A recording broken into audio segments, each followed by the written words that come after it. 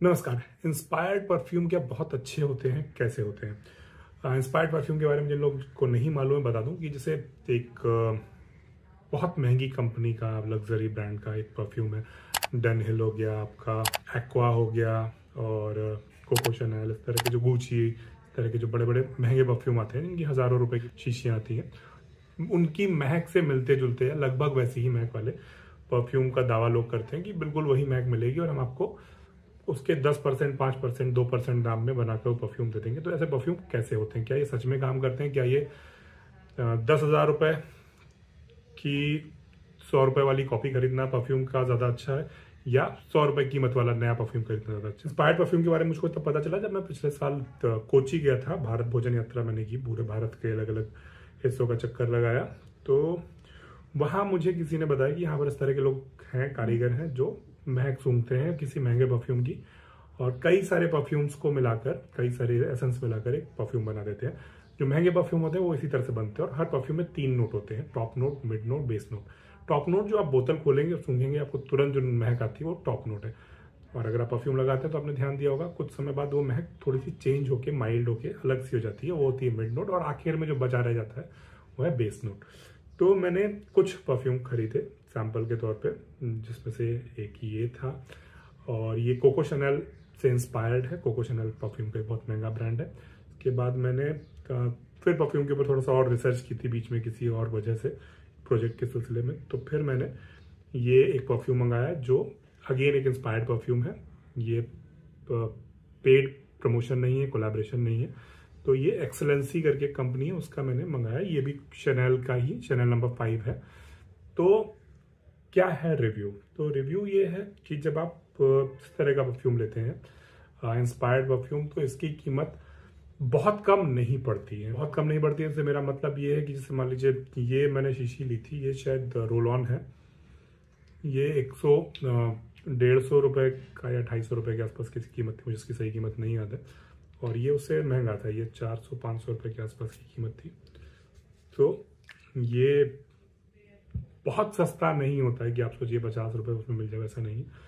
और इसको लेके कई लोगों ने शक जाहिर किया कि इसकी महक बहुत देर तक रुकेगी नहीं, इतनी लंबी टिकती नहीं है। ये बात बिल्कुल गलत है। दोनों अलग अलग ब्रांड है, दोनों का पेड कोलैबोरेशन नहीं है। दोनों की महक काफ़ी देर तक रुकती है, मतलब लगाने के बाद 10-12 घंटे आराम से परफ्यूम की महक रहती है।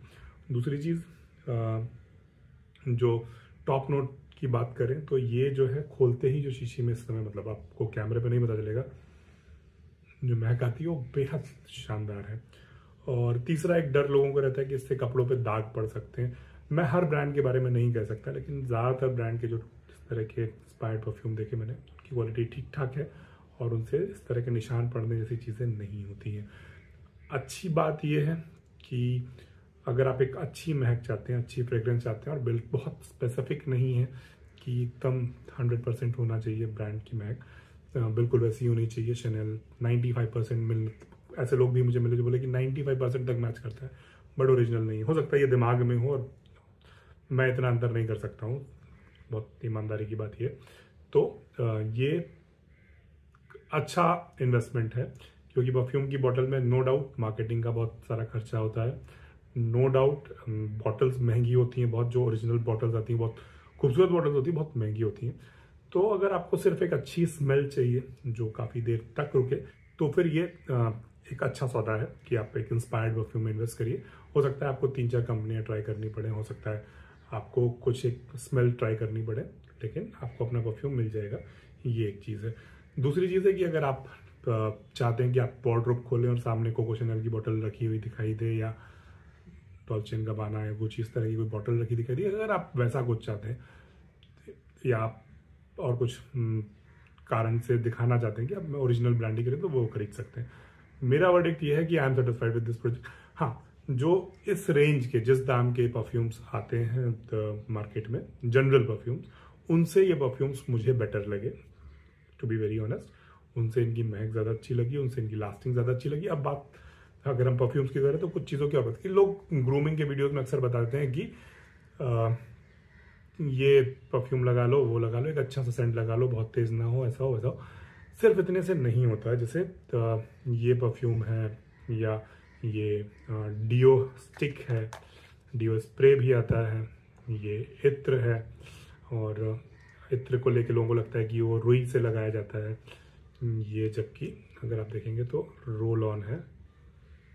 और ये शमामा है, शमामा सर्दियों का इत्र है, गर्मियों में नहीं लगाया जाता है।